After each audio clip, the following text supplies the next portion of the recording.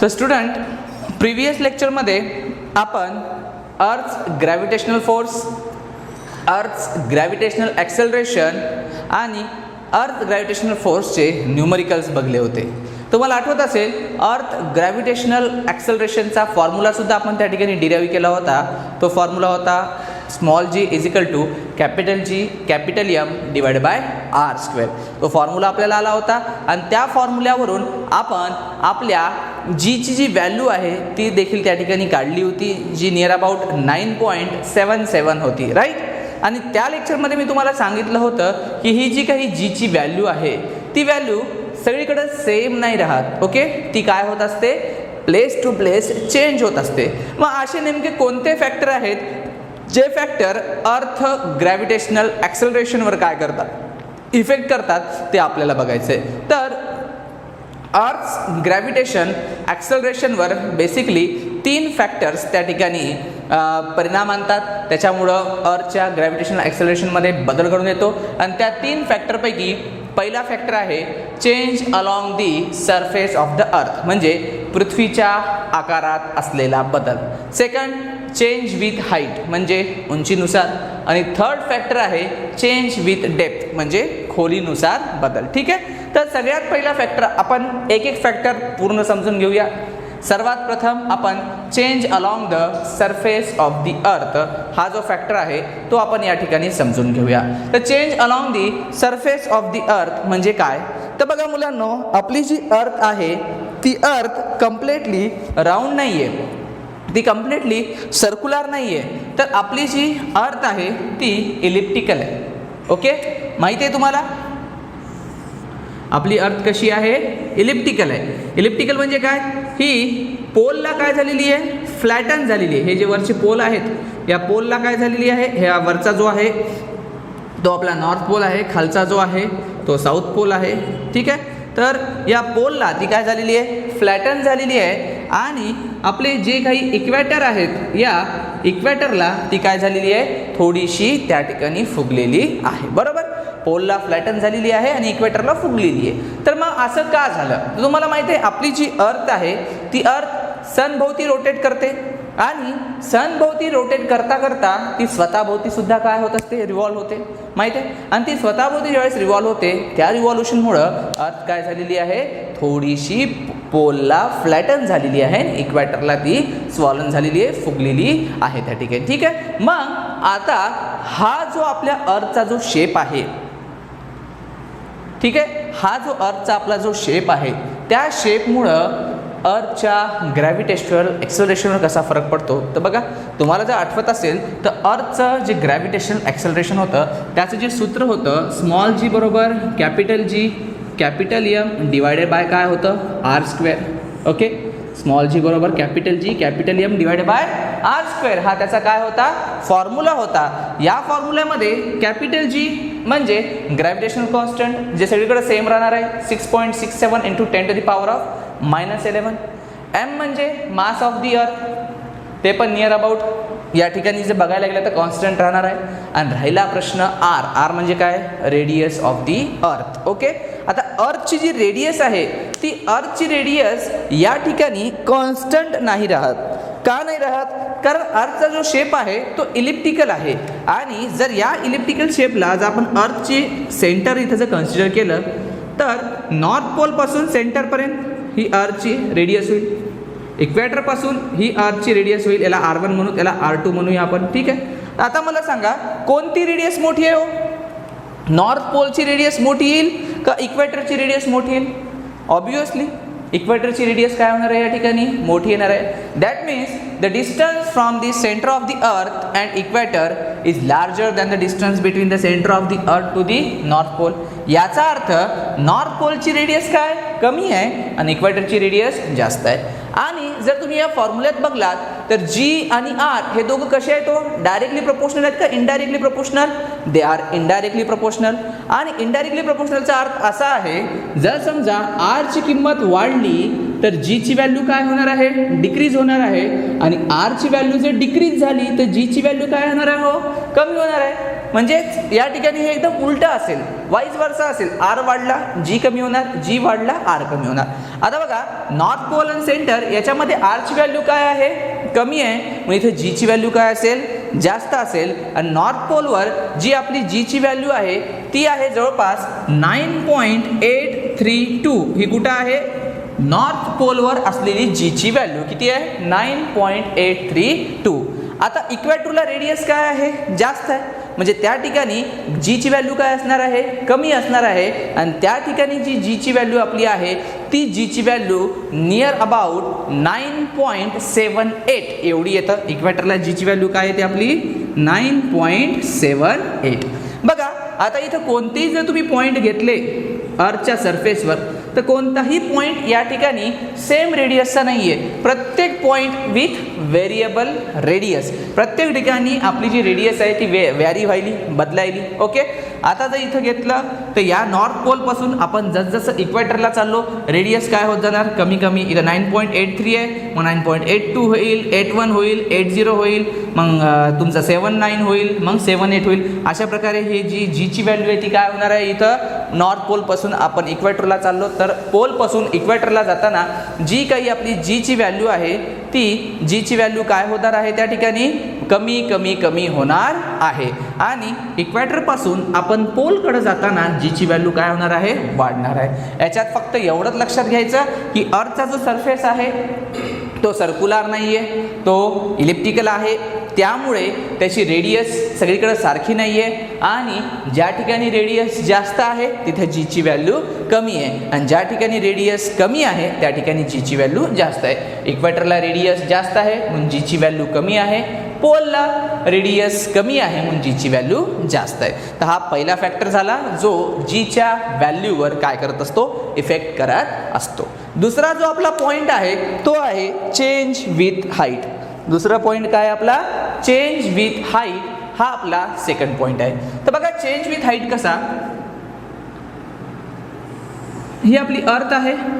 Okay, हे centre, इथं हा पॉईंट आहे ए आणि इथं एक पॉईंट आहे बी. आता समजा आपला एखादी वस्तू, एखादा ऑब्जेक्ट एवर आहे आणि तिथलं जर आपल्याला ग्रॅव्हिटेशनल ॲक्सेलरेशन काढायचं आहे तर आपण नॉर्मल फॉर्म्युला काढतो, capital G capital M divided by R square. पण आता तुम्हाला बी पॉईंटला एखादा ऑब्जेक्ट आहे त्याचं ग्रॅव्हिटेशनल ॲक्सेलरेशन काढा म्हणलं तर, कारण आपण हे जे फॉर्म्युला काढला तो कुठला आहे, सरफेसवर. एखादा ऑब्जेक्ट आपला सरफेसवर असेल तर त्यावेळेसचं ॲक्सेलरेशन काय राहील, ग्रॅव्हिटेशनल ॲक्सेलरेशन, तो साठी हा फॉर्म्युला आहे. मग आता हा ऑब्जेक्ट काय अर्थ सरफेसपासून सर्टन डिस्टन्सवर आहे. ओके, हे एवढी हाईट आहे त्याची अर्थ सरफेसपासून.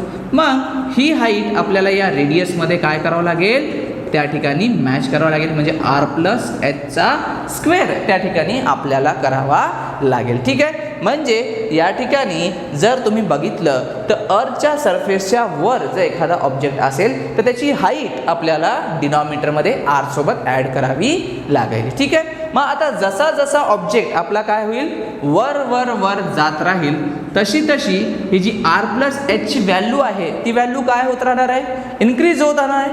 आणि आर प्लस एच हे सुद्धा जीशी काय आहे, हो इन्व्हर्सली प्रोपोर्शनल आहे. इथे सांगितल्याचप्रमाणे इन्व्हर्सली प्रोपोर्शनल याचा अर्थ काय, एक वाढला तर दुसरा कमी होणार आणि एक कमी झाला तर दुसरा वाढणार, त्याच्या उलटच असणार. बरोबर. मग आता या ठिकाणी ऑब्जेक्ट जसा जसा वर जाईल तसतसं आर प्लस एचची व्हॅल्यू काय होणार आहे, वाढत जाणार आहे, म्हणजे जीची व्हॅल्यू काय होणार आहे, कमी होणार आहे. म्हणजे चेंज विथ हाईट या ठिकाणी सांगायचं एवढंच की आपण जसं जसं एखादा ऑब्जेक्ट अर्थ सरफेसपासून वर वर वर जातो तसतसं जीची व्हॅल्यू काय होते, कमी कमी होत जाते. पण जनरली आपले समजा एखादी फ्लाईट आहे, एखादं एरोप्लेन आहे, ते एरोप्लेन वर आकाशामध्ये उडत आहे. मग त्याच्या जीवर तेवढा काही फरक नाही पडणार, जेवढा आपल्या सरफेसला जी आहे त्या सरफेसच्या जी त्याच्या जीमध्ये तेवढा इफेक्ट नाही होत. का, कारण एखादं समजा एरोप्लेन जे आकाशात उडतं ते मॅक्झिमम आपल्या सरफेसपासून 8 ते 10 किलोमीटर एवढ्या डिस्टन्सवर काय असतं, ते एरोप्लेन या ठिकाणी उडत असतं. आता 8 ते 10 किलोमीटरचा काय फरक पडतो बघा, आपली जी अर्थ आहे त्याची रेडियस नियर अबाउट 6400 किलोमीटर आहे. आणि समजा आपण हे 8 किलोमीटर घ्या किंवा 10 किलोमीटर घ्या तर ते काय होईल 6410 किलोमीटर. आणि तेवढ्यानं जर आपण याला भागलं तेवढा काही तिथं फरक पडणार नाही. जीच्या व्हॅल्यूमध्ये अत्यंत निग्लिजिबल त्या ठिकाणी काय होणार आहे, इफेक्ट पडणार आहे. पण एखादा ऑब्जेक्ट जर फारच वर असेल, 500 किलोमीटर, 1000 किलोमीटर, 10,000 किलोमीटर आपल्या अर्थच्या सरफेसपासून, तर त्याच्यामध्ये डेफिनेटली त्या ठिकाणी जीच्या व्हॅल्यूत काय होतो, बदल होतो. बघा या ठिकाणी मी तुम्हाला चार्ट दिला आहे. त्या चार्टमध्ये मी तुम्हाला वेगवेगळे हाईट सांगितलेले आहे आणि त्या हाईटमधून जीची जी व्हॅल्यू आहे ती व्हॅल्यू कशी कशी चेंज होते ते सुद्धा मी इथं तुम्हाला सांगितलेलं आहे. सगळ्यात पहिले बघा सरफेस ऑफ अर्थ 0 किलोमीटर आहे ते, त्याच्याची जीची व्हॅल्यू काय 9.81. ठीक आहे. आता बघा इथं एक पॉईंट आपला राहिला आहे सांगायचा, तो म्हणजे आपला जो अर्थ आहे ओके, त्याची रेडियस सगळीकडे सारखी नाही आहे, म्हणून प्रत्येक ठिकाणी जीची व्हॅल्यू काय होत आहे, व्हॅरी होत आहे. कुठं जास्त कुठं कमी. जास्त एकदम 9.83 आहे, कमी एकदम 9.78 आहे. म्हणून आपण युनिव्हर्सली ॲक्सेप्टेड जी जीची व्हॅल्यू घेतो ती असते नियर अबाउट 9.81. तुम्हाला कुठेही न्यूमरिकलमध्ये जर जीची व्हॅल्यू घ्यायची असेल तर ती व्हॅल्यू तुम्ही किती घेणार आहात, 9.81 ही तुम्ही न्यूमरिकलमध्ये काय घेणार आहात, जीची व्हॅल्यू या ठिकाणी घेणार आहात. ओके. आता बघा माउंट एव्हरेस्ट जो अर्थ सरफेसपासून 8.8 किलोमीटर, मी सांगितलं आपली फ्लाईट पण जवळपास काय सांगितलं मी तुम्हाला 8-10 किलोमीटरला उडते सांगितलेलं आहे एरोप्लेन. तर त्या ठिकाणी जीची व्हॅल्यू किती आहे, 9.8. जास्त काहीच फरक नाही आहे. इथं 9.81, इथं 9.80 सेम. ओके. आणि फक्त कसं आहे, निग्लिजिबल त्या ठिकाणी फरक आहे. Maximum height reached by man made balloon, आपल्या माणसानी जे आपण बलून्स वगैरे बनतो त्यांनी आतापर्यंत रीच केलेली मॅक्झिमम जी हाईट आहे ती 36.6 किलोमीटर आहे आणि त्या ठिकाणी जीची व्हॅल्यू काय 9.77. इथेही तेवढा फरक नाही आहे. Okay. Height of a typical weather satellite, आपलं कुठं वादळ येणार, कुठं पाऊस पडणार हे सांगणारे जे वेदर सॅटेलाईट आहे त्या अर्थ सरफेसपासून 400 किलोमीटरला मॅक्झिमम लोकेटेड असतात आणि त्या ठिकाणी जीची व्हॅल्यू येते 8.7. इथं स्लाइटली अफेक्ट झालेला आहे कारण डिस्टन्स खूप वाढलं आहे, 400 किलोमीटर आहे. त्यानंतर height of communication satellite, communication satellite जे आहेत त्या अर्थ सरफेसपासून 35,700 किलोमीटर्सला आहे आणि हे अत्यंत जास्त डिस्टन्स आहे. पृथ्वीची रेडियस आहे 6,400 आणि त्याच्यापेक्षा नियर अबाउट 6 टाइम्स ओके ते डिस्टन्स काय आहे, जास्त आहे 35,700 आणि त्या ठिकाणी जीची व्हॅल्यू आहे 0.225 म्हणजे अत्यंत कमी. ओके. फक्त असं 5, 10, 50, 100 एवढ्या किलोमीटरनं जीच्या व्हॅल्यूत ड्रास्टिकली इफेक्ट होत नाही. जर आपली हाईट खूप जास्त असेल जसं की 400 सांगितलं, इथेही तेवढा नाही पडला आहे पण इथं 35,700 35,700ला ज्यावेळेस सॅटेलाईट आपलं जातं त्यावेळेस जीची व्हॅल्यू किती आहे 0.225. म्हणजे जास्त हाईट असेल तर जीच्या व्हॅल्यूवर डेफिनेटली त्या ठिकाणी काय होणार आहे, इफेक्ट होणार आहे. तर या ठिकाणी तुम्ही हा मुद्दा लक्षात घ्या की आपण जसं जसं वर चाललो तसतसं जीची व्हॅल्यू काय होत चाललेली आहे, कमी कमी म्हणजे जीची व्हॅल्यूमध्ये रिडक्शन आपल्याला पाहायला मिळत आहे. नेक्स्ट आपल्याला बघायचं आहे पॉईंट चेंज विथ डेप्थ. आता तुम्ही म्हणलंच असेल, विचार केला सर सरफेसपासून वर चाललो तर जीची व्हॅल्यू काय होत आहे, कमी होत आहे. मग आता सरफेसपासून आत येतोय तर रेडियस काय व्हायली, कमी व्हायली म्हणजे जीची व्हॅल्यू काय होणार, वाढणार. असा जर तुम्ही विचार करत असाल तर हा तुमचा विचार पूर्णपणे काय आहे, चुकीचा आहे. का तर बघा आपलं जी आपण जीची किंमत काढतो ती फक्त एकाच पॅरामीटरवर डिपेंड नाही आहे, आरवरच ती डिपेंड नाही आहे. तर 3 पॅरामीटर्स आहेत त्या ठिकाणी ज्याच्यावर जीच्या व्हॅल्यूचा इफेक्ट होतो. पहिला आहे कॅपिटल जी, दुसरा आहे कॅपिटल एम आणि तिसरा आहे आर म्हणजे रेडियस, एम म्हणजे मास आणि जी म्हणजे ग्रॅव्हिटेशनल कॉन्स्टंट. ग्रॅव्हिटेशनल कॉन्स्टंट तर कुठंच बदलणार नाही आहे. एम म्हणजे आपला मास जो आहे तो आता या ठिकाणी बदलतो. कसा तर बघा आता ही आपली अर्थ आहे, हे सेंटर आहे. एखादा ऑब्जेक्ट जर समजा या ठिकाणी असेल ए पॉईंटला तर याच्या खाली अर्थचं होल मास असेल, पूर्ण अर्थ जे ही 6 × 10⁻24 kg एवढं मास आहे, तेवढं फुल मास त्याच्यावर काय होणार आहे, त्या व्यक्तीवर त्या ठिकाणी राहणार आहे. पण आता बघा तो व्यक्ती जर बी पॉईंटला आला तर याच्या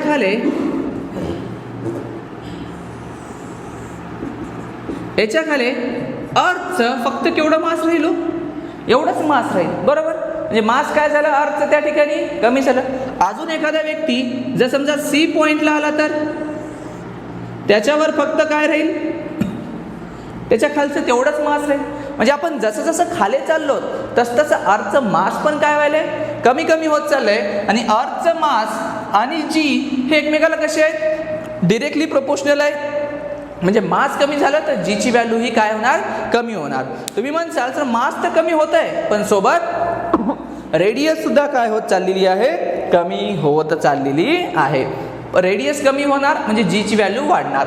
पण या दोघाचा जर आपण एकत्रित त्या ठिकाणी कंबाईंड इफेक्ट बघितला यम आणि आरचा, तर रिझल्टंट हा येतो की तुम्ही जसजसं खाली चाललात तसतसं जीची व्हॅल्यू काय होत जाणार आहे, कमीच होत जाणार आहे. ठीक आहे, कारण या ठिकाणी मास सुद्धा काय होत चाललेला आहे, कमी होत चाललेला आहे. त्यामुळे while we are going inside the earth at that time you have to consider mass of the earth as well as radius of the earth. And when we take into the consideration of mass of the earth and radius of the earth, we get the answer that is there is reduction in the value of g. या दोघाला जर आपण combine effect मध्ये घेतलं तर त्या ठिकाणी आपल्याला हे कळून येतं की जी ची व्हॅल्यू कमी होत चाललेली आहे. म्हणजे तुम्ही जर पृथ्वीमध्ये खाली जरी जाऊ लागलात इनसाइड तरी जी ची व्हॅल्यू कमी व्हायली, पृथ्वीपासून वर चाललात तरी जीची व्हॅल्यू कमी व्हायली. म्हणजे पृथ्वीपासून वर जा किंवा खाली जा, जीची व्हॅल्यू काय होणार आहे, कमी होणार आहे. पुन्हा एकदा सांगतो, change along the surface of the अर्थ म्हणजे काय आहे, आपली अर्थ ही सर्क्युलर नाही आहे, इलिप्टिकल आहे. रेडियस सगळीकडे सारखी नाही आहे. पोलला रेडियस कमी आहे म्हणून जीची व्हॅल्यू जास्त आहे. इक्वेटरला रेडियस जास्त आहे म्हणून जीची व्हॅल्यू कमी आहे. जसजसं वर चाललो तसतसं डिस्टन्स वाढायले त्यामुळे जीची व्हॅल्यू कमी व्हायली. आणि जसजसं खाली चाललो तसतसं रेडियस तर कमी व्हायलीच पण त्याच्यासोबत मासही कमी व्हायले. आणि दोघांच्या कंबाईंड इफेक्टमुळं या ठिकाणी जीची व्हॅल्यू काय होत चाललेली आहे, आपली कमी होत चाललेली आहे. ठीक आहे, तर अशा प्रकारे जीच्या व्हॅल्यूच्या वर इफेक्ट करणारे जे काही आपले 3 पॉईंट आहेत ते आपले या ठिकाणी संपलेले आहेत. आता आपल्याला इथं पुढचा पॉईंट काय करायचा आहे, बघायचा आहे. पुढचा पॉईंट आपण काय करूया, या ठिकाणी बघूया.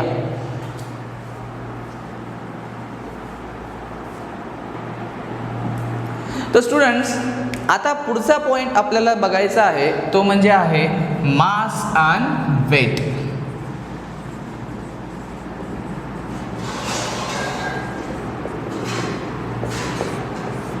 बघा पुढचा पॉईंट काय बघायचा आपल्याला, मास अँड वेट. बघा मॅक्झिमम लोकांमध्ये एक कन्फ्युजन असतं की वेट काय आहे, मास काय आहे. जनरली आपण एखाद्या शॉपमध्ये जातो, तिथून आपण समजा 2 kg ग्राउंड नट्स घेतलेले, शेंगदाणे आपण त्या ठिकाणी घेतले, तर या ठिकाणी आपण जे kg वापरतोय 2 kg, तर आपण म्हणतो की हे kg 2 kg हे काय, त्याचं वेट आहे, जे पूर्णपणे चुकीचं आहे. आपण ज्या ठिकाणी 2 kg हे ग्राउंडनट्स घेतलेले आहे, शेंगदाणे घेतलेले आहे, तर हे kg म्हणजे त्याचं वेट नसून हे काय आहे, त्याचं मास आहे. तर वेट हे जनरली न्यूटनमध्ये मेजर करतात आणि मास हे जनरली कशात मेजर केलं जातं, kg मध्ये. तर या ठिकाणी मी मास आणि वेट याच्यातला फरक मी तुम्हाला या ठिकाणी सांगतो, तुम्ही चांगल्या रीतीने इथं लक्ष देऊन पहा. ठीक आहे, तर सगळ्यात पहिले आता आपण बघूया मास म्हणजे काय. बघा मास म्हणजे काय, याची definition, the amount of matter present in an object is called mass. Mass म्हणजे काय, the amount of matter present in an object is called as a mass. म्हणजे कोणताही तुमचा ऑब्जेक्ट असू द्या, त्या ऑब्जेक्टमध्ये किती अमाऊंट ऑफ मॅटर प्रेझेंट आहे त्याला काय म्हणलं जातं, मास असं म्हणल्या जातं. The amount of matter present in an object is called as mass. Okay, आता मास जे आहे, या मासचं जे SI युनिट आहे ते SI युनिट त्याचं आहे kg, किलोग्रॅम. मास जी आहे ती स्केलार क्वांटिटी आहे. कोणती क्वांटिटी आहे, स्केलार. जनरली 2 टाईपच्या क्वांटिटी असतात, एक असते स्केलार क्वांटिटी आणि दुसरी असते वेक्टर क्वांटिटी. तर स्केलार आणि वेक्टर या दोनमध्ये फरक एवढाच आहे की जी काही स्केलार क्वांटिटी आहे, स्केलार क्वांटिटीला फक्त मॅग्निट्यूड लागतं, तिला डायरेक्शन नाही लागत. आणि वेक्टरला मॅग्निट्यूड आणि डायरेक्शन दोघांचीही काय असते, आवश्यकता असते. ठीक आहे. तर आणि चौथा आणि सगळ्यात महत्त्वाचा मुद्दा म्हणजे मास जो आहे तो सगळीकडे सेम असतो. तुम्ही अर्थवर जा, मार्सवर जा, मूनवर जा, सगळीकडं एव्हरीवेअर मास रिमेन्स सेम एव्हरीवेअर. कुठेही आपण जर गेलं तर मास काय होत नाही, तुमचं चेंज होत नाही. हे बेसिकली 4 फॅक्टर्स आहेत मासचे. मास म्हणजे काय, the amount of matter present in an object is called mass. म्हणजे जर समजा आपण या ठिकाणी एक ऑब्जेक्ट घेतलेला आहे, त्या ऑब्जेक्टमध्ये ऑब्जेक्ट हा मॉलिक्युल्स आणि ॲटमपासूनच बनलेला असतो, तर ते ॲटम्स मॉलिक्युल्स त्याच्यात किती आहेत त्यालाच काय म्हणतात, त्यालाच म्हणल्या जाते मास असं म्हणल्या जाते. आणि हे जे काही मास आहे हे मास सगळीकडे कसं असतं, सारखं असतं. Mass remains same everywhere. Okay. मासचं SI युनिट हे kg आहे आणि ते स्केलर क्वांटिटी आहे, कारण त्याला कशाची आवश्यकता राहत नाही, त्याला डायरेक्शनची आवश्यकता राहत नाही. दुसरं बघा वेट. आता वेट म्हणजे काय, तर वेट म्हणजे याची जी डेफिनेशन आहे ती डेफिनेशन म्हणजे काय, the force with which the earth attracts the object. The force with which the earth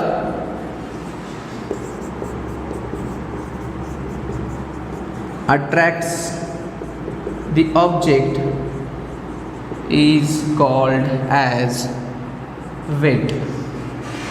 ठीक आहे. वेट म्हणजे काय हो, आपली अर्थ ही ऑब्जेक्टला त्याच्याकडं ज्या फोर्सनं, कोणता फोर्स असतो अर्थकडं, ग्रॅव्हिटेशनल फोर्स, ज्या फोर्सनं तिच्याकडं अट्रॅक्ट करते त्या फोर्सला काय म्हणतात, वेट असं म्हणतात. बघा मास जे आहे ते आपण एमनं डिनोट करतो, तर वेट हे आपण डब्ल्यूनं डिनोट करतो. वेट जे आहे त्याचं SI युनिट आहे न्यूटन. त्याचं SI युनिट काय आहे, न्यूटन आहे. ओके. वेट जी आहे ती वेक्टर क्वांटिटी आहे. कोणती क्वांटिटी आहे, वेक्टर. वेक्टर क्वांटिटी म्हणजे काय, याला डायरेक्शन आणि मास दोन्ही गोष्टी काय होतात, याला लागतात. म्हणजे याला मास पण लागतं आणि याला डायरेक्शन लागतं. याचं डायरेक्शन कुठं असतं, टुवर्ड्स दी अर्थ. याचं डायरेक्शन कुठं असतं, टुवर्ड्स दी अर्थ. आणि वेट जे आहे बघा, मास काय होतं, mass remains same everywhere, but weight do not remains everywhere. का राहत नाही, कारण वेटचा फॉर्म्युला आहे W बरोबर m/g. यात m म्हणजे काय आहे, mass of the object, g म्हणजे ग्रॅव्हिटेशनल फोर्स. आणि प्रत्येक प्लॅनेटची ग्रॅव्हिटेशनल फोर्स काय असते, वेगवेगळी असते. आणि ग्रॅव्हिटेशनल फोर्स वेगळी असल्यामुळं W काय होणार, वेगळं येणार. त्यामुळे it changes from place to place. ठीक आहे. It changes from place to place. काय सांगितलं, वेट जे आहे, वेट म्हणजे काय, याची डेफिनेशन काय, the force with which an earth attracts an object is called as weight. वेटचं जे SI युनिट आहे ते न्यूटन आहे. ती एक वेक्टर क्वांटिटी आहे, म्हणजे त्याला डायरेक्शन आणि मास दोन्ही गोष्टी लागतात. आणि it changes from place to place. ती जागोजागी काय होत असते, बदलत असते. तुम्हाला परीक्षेमध्ये या दोघांमधला डिफरन्स विचारला जातो. 2 किंवा 3 मार्काला हा डिफरन्स विचारतात. त्यामुळे तुम्ही काय करा, हा व्हिडिओ इथंच पॉज करून घ्या आणि हे जे पॉईंट्स आहेत ते पॉईंट्स तुम्ही लिहून घेऊ शकता. आणि लक्षात घ्या, जी ही गोष्ट आपण kgमध्ये मेजर करतो ती मास असते, ती वेट नसते. त्यामुळे इथे व्हिडिओला पॉज करा आणि तुम्ही बाकीचं लिहून घ्या. आपल्याला नेक्स्ट काय करायचं आहे, एक न्यूमरिकल पाहायचं आहे. तर स्टुडंट्स बघा, या ठिकाणी एक आपल्याला न्यूमरिकल दिलेला आहे. काय म्हणतं numerical, if a person weight 750 newton on earth. म्हणजे एक पर्सन आहे, अर्थवर त्याचं वेट किती आहे, 750 न्यूटन आहे. How much much could be his weight on moon. Moon म्हणजे चंद्रावर त्याचं वजन किती असेल. ओके, त्याचं वेट किती असेल हा प्रश्न आपल्याला विचारला आहे. मी तुम्हाला पहिलेच सांगितलेलं आहे की कोणतंही न्यूमरिकल सोडवताना सगळ्यात पहिले आपल्याला काय लिहून घ्यायचं आहे, गिवन डेटा. गिवन डेटात काय दिले, फक्त आपल्याला weight on the earth. Okay, weight on the earth किती दिलेलं आहे, 750 न्यूटन. हे वेट आहे आणि तुम्हाला सोपं व्हावं म्हणून मी इथं काय लिहिलेलं आहे, अर्थ लिहिलं आहे. वेट ऑन अर्थ काय आहे, 750 न्यूटन. विचारलेलं काय आहे, वेट ऑन द मून काय आहे. ठीक आहे, बघा आता वेट ऑन द मून जर आपल्याला काढायचं आहे, the weight of a person on moon is equal to, कोणत्या फॉर्म्युल्याने दिला जातो वेट, आपण आत्ताच बघितलेला आहे formula, W is equal to mg या फॉर्म्युल्यानं. तर आता बघा या ठिकाणी आपल्याला m पण माहीत नाही आहे आणि g पण माहीत नाही. m कोणाचं काढावं लागेल आपल्याला, W कोणाचं काढावं लागेल या ठिकाणी, मूनवरचंच. आणि g पण कुठलं असलं पाहिजे, मूनवरचंच. मास कसं असतं, सगळीकडे सारखं असतं, ते बदलत नाही. मग आपल्याला त्या व्यक्तीचं अर्थवरचं वेट माहिती आहे, अर्थचं ग्रॅव्हिटेशनलही आपल्याला माहिती आहे, ॲक्सेलरेशन. मग त्याच्याहून आपण सगळ्यात पहिले काय काढून घेऊया, त्याचं मास काढून घेऊया. मग बघा weight on the earth is equal to m into g on the earth. बरोबर, पृथ्वीचं ग्रॅव्हिटेशन वेट किती दिलं आहे आपल्याला, 750 न्यूटन अर्थवर. मास काढायचं आहे आणि जीचं म्हणजे आपल्या अर्थचं जे ग्रॅव्हिटेशन आहे ते 9.8 लिहिलं आहे. 750 divided by 9.8 is equal to काय भेटतं आपल्याला, जो काही तो ऑब्जेक्ट आहे त्या ऑब्जेक्टचा काय भेटणार आहे, मास भेटणार आहे. आणि त्या ऑब्जेक्टचा जो मास आपल्याला येतोय तो मास आहे 76.53 kg. किती आहे, 76.53. आणि हा मास ॲज इट इज तुम्ही या न्यूमरिकलमध्ये लिहू शकता, कारण मास कुठेही चेंज होत नसतो. ठीक आहे. आणि आता दुसरा पॉईंट आपल्याला मुद्दा पाहिजे तो म्हणजे जी ऑफ मून.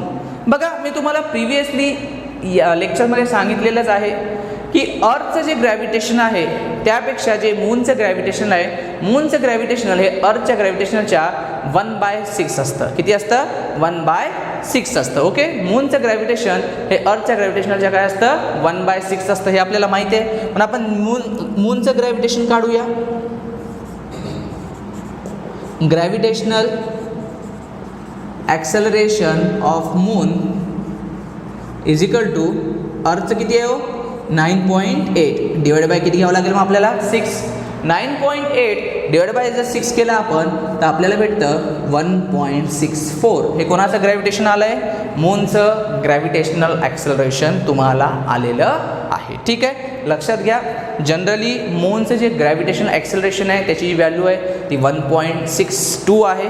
कुठं तुम्हाला 1.6 देतील, कुठं 1.62 देतील आणि कुठेही दिलं नाही तर तुम्ही पार्ट असेल तर पार्ट व्हॅल्यू घ्या किंवा या प्रकारेही तुम्ही काढू शकता. ठीक आहे, तर 1.64 व्हॅल्यू आपण पुट करूया तिथं. मास तुमचं दिलेलं आहे, मास आपलं आलं होतं 76.53 आणि जीची व्हॅल्यू आहे आपली 1.64. तर बघा या ठिकाणी या दोघाचा जर आपण मल्टिप्लिकेशन केला तर आपलं जे आन्सर येणार आहे ते येईल 125.50 newton. Means the weight of a person on the moon is 125.50 Newton. Means the weight of that person on moon is 125.50 Newton. ठीक आहे. तर हे गणित कसं केलं पुन्हा एकदा मी तुम्हाला सांगतोय. आपल्याला या ठिकाणी पृथ्वीवर त्याचं वेट दिलेलं होतं आणि मूनवरचं काढायला सांगितलं. आपण हा फॉर्म्युला वापरला, W is equal to mg. W on earth माहिती आहे आपल्याला 750, अर्थचं ग्रॅव्हिटेशन ॲक्सेलरेशन माहिती आहे 9.8. त्याच्यावरून काय भेटलं आपल्याला, मास भेटलं.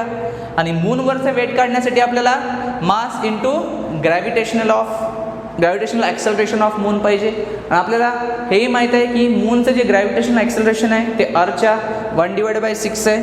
म्हणून अर्थच्या ग्रॅव्हिटेशनला आपण 6ने डिवाईड केलं, किती भेटलं आपल्याला 1.64.